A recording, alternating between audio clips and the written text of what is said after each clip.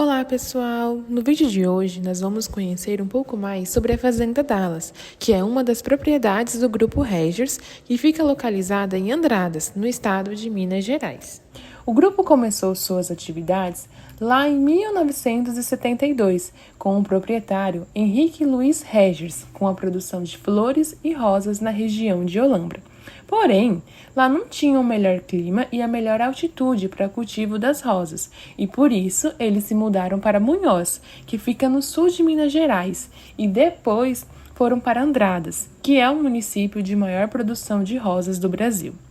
A Fazenda Dallas é considerada como o sítio mais antigo em Andradas, com 25 hectares de área plantada, e é o maior do Brasil em produção de rosas, com mais de 30 variedades de rosas e atualmente contam com 250 colaboradores em todas as áreas de produção, administração, coordenação e manejo.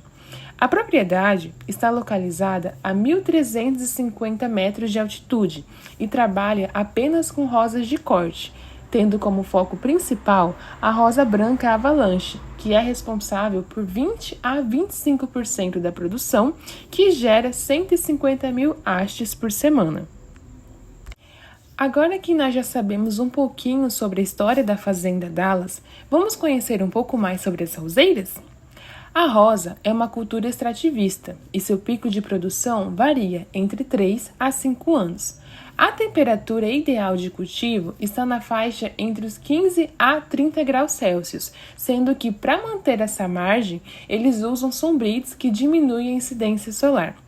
As roseiras, elas são organizadas com 6 plantas por metro quadrado, que são responsáveis por 80 a 100 hastes por metro quadrado ao ano. O intervalo de tempo para uma planta dar uma flor e produzir a próxima flor é de 55 dias e, se por acaso estiver no inverno, demora 10 dias a mais no campo. Além disso, as rosas que são produzidas no inverno possuem um botão floral maior. Quanto à propagação das rosas, na propriedade ela é feita 100% por enxertia, e lá nós encontramos 2 tipos de enxertia: a encoxia e a borbulia. A encoxia refere-se ao processo de pegar o cavalo e a variedade escolhida e fazer a junção com o prendedor ou elástico. As plantas por encoxia têm maior produtividade, mas, em contrapartida, têm maior mortalidade. Já a borbulha é responsável pela propagação da maioria das mudas e consiste em fazer um enraizamento dos cavalos e plantá-los no campo quando estiverem na fase ideal. Com 30 a 45 dias, mais ou menos, faz-se a junção com a variedade desejada. Essa etapa é realizada por profissionais da Colômbia ou do Equador, que são de uma empresa terceirizada. Já em relação ao substrato, a maior parte das roseiras estão plantadas em canteiros, no solo, e 20% em hidroponia, usando areia como substrato.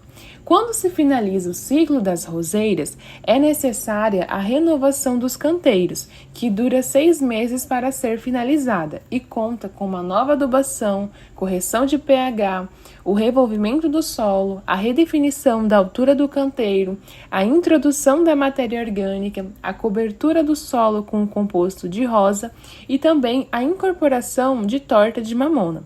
Vale ressaltar que a areia da hidroponia é totalmente trocada. Já as matrizes, que são importadas da Holanda e ficam localizadas em outra parte da propriedade, usam a fibra de coco como substrato. Nos canteiros, a irrigação é feita por milímetro, irrigando 2 vezes ao dia o solo por meia hora, que dá em torno de 3 a 4 milímetros por dia por metro quadrado. Na hidroponia, a irrigação é feita pela luz do sol. As estufas possuem medidor de watts, que quando atinge o valor máximo, liga o gotejamento da hidroponia e reinicia a contagem de watts. Por causa disso, não há uma frequência de irrigação concreta, já que ela varia de acordo com a luz. A qualidade da água usada nas rosas é muito importante, e são usados 50% de água de poço e 50% de água da chuva, que é captada pelas calhas da estufa. Na hidroponia e no cultivo em solo revestido de plástico, há o recolhimento da solução e a medição de IC e pH para certificar que a solução está dentro do padrão necessário, o que garante um reaproveitamento da mesma. Já a produção direto no solo, não há o recolhimento. Quanto à adubação, ela é feita por gotejamento via computador e é feita com a mesma composição para todas as variedades, já que a fazenda não é setorizada. Nesse processo, vale destacar que as rosas são as que apresentam maior exigência de nitrogênio. Além disso, também é feita a adubação de tempos em tempos, usando as partes das roseiras que foram retiradas durante a poda, como uma forma de devolver ao solo os nutrientes que estavam na planta. Durante a produção, são empregados alguns manejos especiais, que destacaremos a seguir. O primeiro é o manejo de dobra, que é realizado no início do ciclo. É a primeira etapa de manejo, que consiste em tombar a parte vegetativa para baixo, formando o que eles chamam de pulmão, para aumentar a qualidade e o número de brotações. A manutenção é a segunda etapa realizada no início do ciclo, que consiste em retirar as novas brotações que surgem no colo da planta para manter limpas as hastes, mantendo elas com uma única flor, além de também continuar mantendo as redobras. Outro tipo de manejo é o projeto verde. Ele existe há 5 anos e começou com a introdução de ácaros predadores. Depois, foram usando outros métodos de controle biológico, como, por exemplo, os extratos. Esse controle biológico é feito uma vez por semana, correspondendo a 60% do controle total. Já o manejo químico ocorre no período noturno, usando um trator de sistema canhão com 3 canhões para aplicação.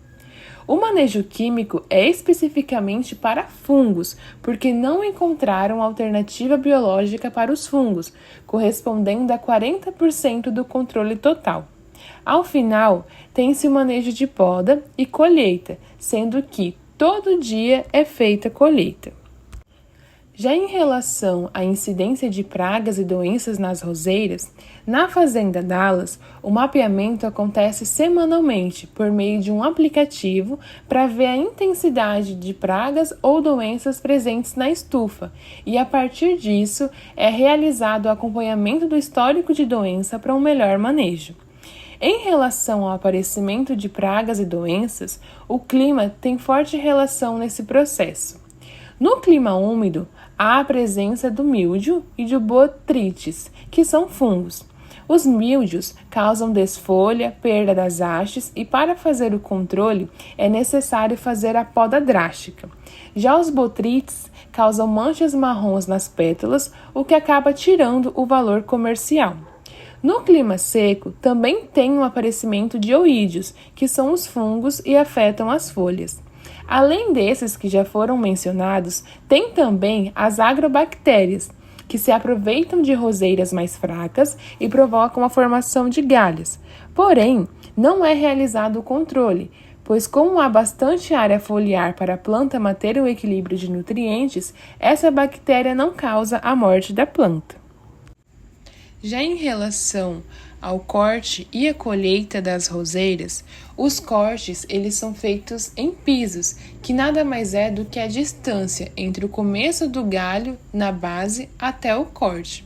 O primeiro piso tem 10 centímetros, o segundo tem 5 centímetros e daí vai de 5 em 5 centímetros. Por isso, nem sempre a planta de uma espessura de caneta Bic, que é uma boa medida de espessura de caule, fica com o tamanho ideal, porque às vezes o ponto de corte é antes de atingir o comprimento ideal da haste. O corte na roseira será perto de uma gema, para vir uma nova brotação e depois uma nova flor. Diferentemente da maioria das estufas de rosas do mundo, que enviam as rosas para packing house para classificação e embalagem, na Fazenda Dallas eles fazem isso a campo, porque acreditam na maior integração dos colaboradores da embalagem com os de corte, facilitando a questão do ponto de colheita. Dessa forma, 2 pessoas ficam no corte e 1 pessoa fica na classificação, ou seja, após o corte, as hastes são classificadas por tamanho e espessura de haste e também por ponto de corte. O tamanho e a espessura estão diretamente ligados. Uma haste de espessura fina terá de ter 40 centímetros de comprimento. Uma espessura um pouco mais grossa, porém mais fina que uma caneta Bic, vai ter 50 centímetros de comprimento, enquanto uma haste com espessura de uma caneta Bic vai ter que ter mais de 60 centímetros de comprimento. Porém, nem sempre que a haste atinge a espessura, ela atinge também o comprimento.